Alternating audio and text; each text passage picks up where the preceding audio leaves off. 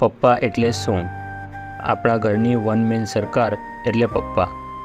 આત્મવિશ્વાસનો અડીખમ ગિરનાર એટલે પપ્પા. હિંમતનો દરિયો અને ક્રોધનું ઝાડ એટલે પપ્પા. સંતાનોના રક્ષણની સલામત વાડ એટલે પપ્પા. પપ્પાના મજબૂત હાથે જ્યારથી મારું બાવડું પકડ્યું છે ત્યારથી મારી હૃદયરગમાં એક નિર્ભયતા દોડી રહી છે. મમ્મીએ મને રડતા શીખવ્યું, પપ્પાએ મને લડતા શીખવ્યું. મમ્મીએ મારી ઠેસ પર મલમપટ્ટી કરી છે, પપ્પાએ એ ઠેસ જોઈને મારી ધૂળ કાઢી છે. મમ્મીએ મને સંવેદનશીલ બનાવ્યો જ્યારે પપ્પાએ મને સૈનિક બનાવ્યો છે. પપ્પા એક પ્રકૃતિ છે જેમાં સતત બદલાવ આવ્યે રાખે છે. મમ્મીને સમજી શકાય પણ પપ્પાને સમજવા સંતાનોની ફૂટપટ્ટી હંમેશા ટૂંકી પડે છે. આ પપ્પા જે સવારે ટપ્પડ મારે અને સાંજે બગીચે ફરવા લઈ જાય છે. આ પપ્પા જે પહેલાં ખૂબ રોડાવે અને પછી દિવાળીના ફટાકડા લઈ આવે. આ પપ્પા જે પોતે સાયકલ સ્વીકારીને છોકરાને બાઇક અપાવે. આ પપ્પા જે સંતાનોની બધી ઈચ્છા પૂરી કરવા પોતાની તમામ ઈચ્છા દફનાવે. આ પપ્પા જે સિઝનનું પહેલું ફ્રૂટ ઘરમાં લાવે અને કોઈના થેન્ક યુની પણ અપેક્ષા ન રાખે.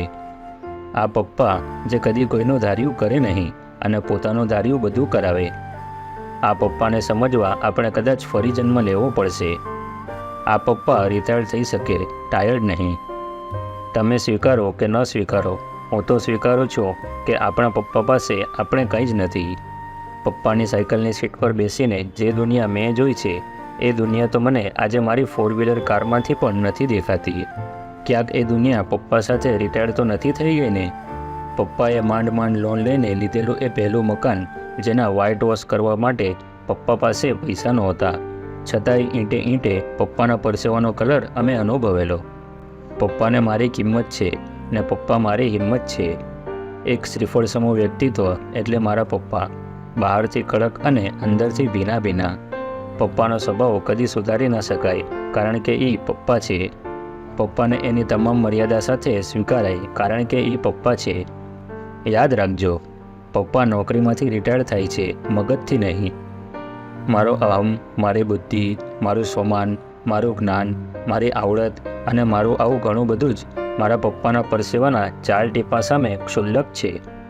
પપ્પા હંમેશા મહાન જ હોય છે, તોય એના મહાન સંતાનો એની ક્રેડિટ મમ્મીને આપે છે. છતાં પપ્પા મૌન સેવે છે, બસ એટલે જ પપ્પા મહાન છે.